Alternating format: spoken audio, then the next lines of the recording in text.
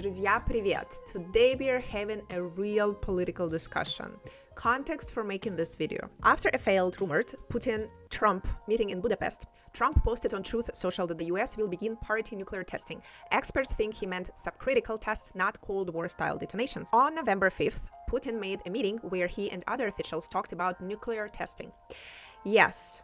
As I was watching this video, I thought, this would be a good topic to discuss with my students. And the reason why I think it's a good topic to discuss, not because what they were saying, because obviously it's a horrible topic to discuss nuclear testing and nuclear weapons, but I want to focus on how they were saying it and what language patterns they chose to deliver this sensitive information, talk about this extremely sensitive subject. I think this video is perfect for advanced level students, those who want to understand news in its original language, those who want to understand how political, official Russian works. Spoiler alert, it's all about speaking on behalf of someone or something and avoiding direct personal responsibility. Formal and political language is very different from how we speak in our day-to-day life. Ready to listen with me? Поехали! Вопрос серьезный. Ну, давайте коллег послушаем. Слово министру обороны Андрею Ивановичу. Пожалуйста, прошу. Okay, the beginning is simple as always with Putin. He likes to keep it short and concise. Послушаем слово and пожалуйста. I talked about it in my previous video. Putin likes to use simple short constructions like, the word is yours, даем слово, слушаем, слово вам, just simple пожалуйста. Okay, let's hear what the Minister of Defense says. Уважаемый Владимир Владимирович, уважаемые коллеги, мы, безусловно, должны ориентироваться не столько на заявления и высказывания политических деятелей, американских должностных лиц, но прежде всего на действия Соединенных Штатов Америки. Okay. This single sentence already shows the official tone, serious, impersonal, logical. Patterns to notice. The construction. Не только и не столько, сколько. Не только и не сколько, но прежде, blah, blah, blah. A very bureaucratic rhetorical move. So notice how everything is abstract and collective. Notice also other constructions. Должны ориентироваться. Да? Must be oriented. Again, such constructions build distance and objectivity, which is the key to political language. There is another example of dense technical vocabulary.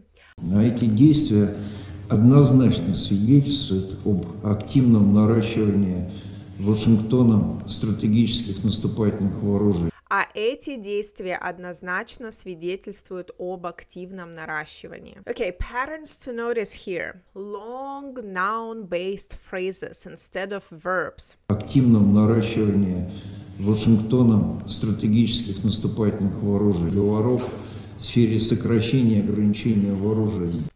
Instead of saying США активно наращивают вооружение, the speaker uses the form об активном наращивании. Again, everything is about distancing and not saying things directly. Frequent use of genitive chains. Договоров в сфере сокращения и ограничения вооружений. Договоров в сфере сокращения, ограничения вооружения. It literally means treaties in the field of arms, reduction and limitation. The noun-heavy syntaxis is the foundation of formal Russian. It makes speeches sound technical, factual, and authoritative. Here is another example of a long bureaucratic sentence. Поэтому возможный отказ США от моратория на проведение ядерных испытаний вполне логичным и может стать шагом Вашингтона по разрушению системы глобальной стратегической стабильности в мире. Поэтому возможный отказ США от моратория на проведение ядерных испытаний вполне логичен и может стать шагом Вашингтона по разрушению системы глобальной стратегической стабильности мира. Gosh, it's a long sentence. Okay, what do we see here? It's complex. It's complex, noun-heavy, subordination. Поэтому может стать шагом по разрушению системы. So again, we use a lot of abstraction, generalization, abstract nouns like проведение, разрушение, стабильность. We have no people, no agents, no emotions. Pay attention to logical connectors like Поэтому в связи с этим, Поскольку поэтому, в связи с этим, поскольку. Okay, all of these constructions are used instead of the simple но, зато that we use in our day-to-day speech. And again, this chaining gives the impression of official reasoning. Golden standard for diplomatic, formal, political language, or at least Russian language. Okay, let's focus on another grammatical impersonal construction. Listen to this part. идут работы по созданию новой межконтинентальной баллистической ракеты Sentinel с новой ядерной боеголовкой. Идут работы по созданию новой межконтинентальной баллистической ракеты Sentinel с новой ядерной боеголовкой. So again, we are talking about this like nuclear war testing weapons, and everything is passive and abstract. Идут работы, да, не мы делаем это, а работы идут by themselves. Ведутся мероприятия. Да? All of this means actions without people, without agents. It's abstract. Let's look at another form. С учетом вышеизложенного. Учитывая вышеизложенное. Taking into account the above. Вышеизложенное. Another impersonal verb to use. Необходимо, считаю, целесообразным. Следует. Необходимо, считаю целесообразным. All of these verbs are meant to avoid personal responsibility, and so it's common in speeches of officials who speak on behalf of state, not themselves. So it's not я делаю тестирование бомбы, it's, doing it on themselves magically. Okay, now let's pay attention to this construction. Во-первых. Второе. Третье. Американцы. Четвертое. И пятое. So we have во-первых, во-вторых, или второй, третий, and so on. Using this numerical construction helps structure long, dense sentences. Each numbered point follows the same pattern. It's a statement, evidence, and conclusion. For example, второе. США осуществляют модернизацию, предусматривают развертывание комплекса. Да? It's a number, short statement, and a conclusion. Again, this is often used in all formal languages, academic speeches, anything that requires this kind of control and clarity and, I guess, bureaucracy in a sense. Let's pay attention to the markers of politeness. Putin and other participants keep interaction polite but formal. прошу вас. Я вот пометил некоторые высказывания ваши. Ну хорошо. Прошу вас. Хочу подчеркнуть. Я пометил некоторые ваши высказывания.